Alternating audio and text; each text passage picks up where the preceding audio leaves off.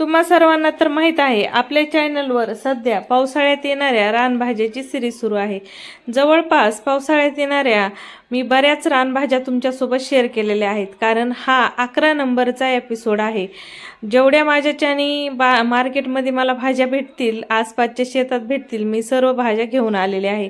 आता याच्या पुढेही भेटतील तेवढ्या मी तुमच्यासोबत नक्कीच शेअर करील, कारण पालेभाज्या ही रानभाज्या ही आपली पारंपरिक पद्धतीतल्या भाज्या असतात, ज्या पूर्वजांनी आपल्या खूप खाल्लेल्या आहेत आणि आपल्या शरीरासाठी खूप आरोग्यदायी असतात आणि रोगप्रतिकारक शक्ती वाढवणारे असतात। नमस्कार मंडळी, मी वर्षा येवले माझ्या चॅनलवर तुमचं खूप मनापासून स्वागत करते।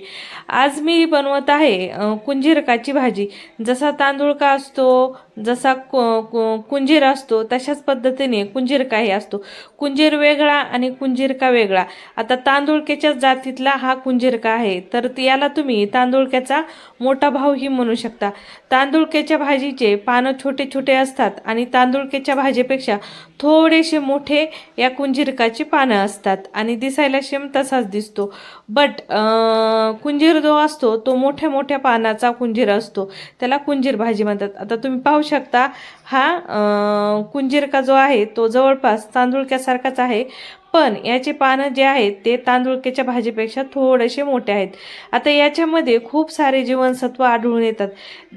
याच्यामध्ये खूप चांगल्या पद्धतीने तुम्हाला लोखंड भेटतं, फायबर तर खूप जास्त असतं, त्याच पद्धतीने अँटीऑक्सिडेंट खूप असतात। ही भाजी आपली रोगप्रतिकारक शक्ती वाढवण्यास खूप मदत करते, आपली पचनक्रिया सुधारण्यास मदत करते। जर तुमचं अन्न पचत नसन खाल्ल्यालं तर ही भाजी तुमची पचनक्रिया जी आहे ते एकदम सुरळीत करते। म्हणजे या पावसाळी भाज्यामध्ये असे अँटीऑक्सिडंट असतात जे आपल्या शरीरातले सर्वच रोग, कशाही प्रकारचे रोग वगैरे असू द्या, काही पोटातल्या प्रॉब्लेम असू द्या, कारण दूर करतात। ह्या सेंद्रिय भाज्या असतात, पहिल्या पावसामध्ये उगलेल्या असतात आणि याच्यामध्ये अशी जीवनसत्व असतात ते आपली रोगप्रतिकारक शक्ती आणि इम्युनिटी खूप चांगल्या पद्धतीने वाढवतात। म्हणून पावसाळ्यात येणाऱ्या जेवढ्या काही रानभाज्या आहेत त्या घास का होईना आपण खायला हव्यात।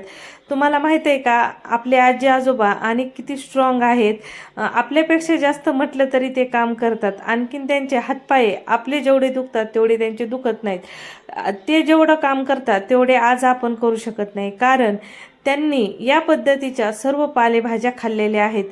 ज्या पावसाळ्यामध्ये पहिल्या पावसात भाज्या येतात, ज्या शेतात डोंगरावर येतात, त्या सर्व भाज्या त्यांनी खाल्लेल्या आहेत। आणि मेन म्हणजे ह्या भाज्या खाल्ल्याने ना आपली इम्युनिटी सिस्टम तर स्ट्रॉंग होते, रोगप्रतिकारक शक्ती ही वाढते, पण आपल्या चेहऱ्यावरचा ग्लो जो आहे तो एकदम वाढतो। आणि आपल्या ह्याच्यात असे अँटीऑक्सिडंट असतात जे आपलं वाढतं वय सध्या कंट्रोल करू शकतात। असे या पालेभाज्यामध्ये अँटीऑक्सिडंट असतात ज्या पावसाळ्यामध्ये पालेभाज्या येतात। तर म्हणून एकदा का होईना या पावसाळ्यामध्ये ह्या रानभाज्या माणसाने आवर्जून खायला हव्यात। नक्की तुम्हीही तुमच्या घरी ट्राय करा। आता ह्या भाज्या बनवायला काही अवघड नसतं, सिंपल पद्धतीने बनवल्या जातात, पण याचे जे फायदे असतात ना ते अनगिनक आहेत, जे मेडिकलमधल्या गोळ्या औषधामध्ये तुम्हाला भेटणारच नाहीत। तर आज मी बनवला होता कुंजिरका, एकदम सरळ सोप्या पद्धतीने बनवला होता बघा। मस्त स्वच्छ पाण्याने धुतला, तव्यामध्ये तेल गरम केलं, जिरे लसणाची फोडणी घातली। कुंजिरका मस्त कावळा होता तर त्याला कटबीट केलेलं नाही, शेंडे निवडलेले होते, तर ते तेलामध्ये छान परतून घेतले आणि तिखट मीठ टाकून ही भाजी बनवली। आता याच्यात तुम्ही थोडासा शेंगदाण्याचा कूट घालू शकता, किंवा बऱ्याच जागेवर ह्या भाजीला कांदा देखील फोडणीला घालतात। म्हणजे आम्ही जिथं राहतो ना त्या भागात या भाजीला कांदा देखील फोडणीला घालतात, पण आमच्या घरी ज्या भाज्या बनवल्या जातात त्या भाज्या आम्ही याच पद्धतीने बनवतो। बऱ्याचदा फक्त याच्यात शेंगदाण्याचं कूट थोडं जाडवालं टाकतो, त्यानेही टेस्ट येते। पण अशा ज्या भाज्यात ना खरंच स्पेशली तिखट मिठातच खूप भारी लागतात, नुसत्या मिठात जरी केले ना तरी एक नंबर लागतात।